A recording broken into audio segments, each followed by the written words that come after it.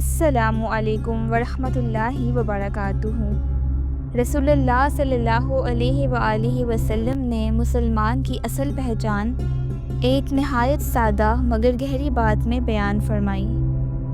روایت ہے حضرت عبداللہ ابن عمرو سے فرماتے ہیں کہ فرمایا نبی صلی اللہ علیہ وآلہ وسلم نے کہ مسلمان وہ ہے جس کی زبان اور ہاتھ سے مسلمان محفوظ رہیں، اور مہاجر وہ ہیں جو ممنوع چیزوں کو چھوڑ دیں۔ یہ بخاری کے الفاظ ہیں، اور مسلم میں فرماتے ہیں کہ کسی شخص نے نبی صلی اللہ علیہ وآلہ وسلم سے پوچھا کہ کون مسلمان بہتر ہے؟ فرمایا جس کی زبان اور ہاتھ سے مسلمان امن میں رہیں۔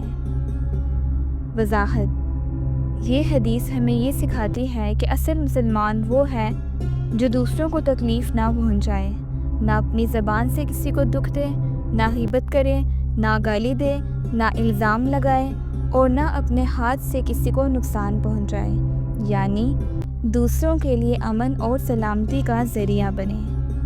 اسی طرح مہاجر وہ نہیں جو صرف گھر بار چھوڑ دے، بلکہ حقیقی مہاجر وہ ہے جو گناہوں کو چھوڑ دے اور برائیوں سے دور رہے۔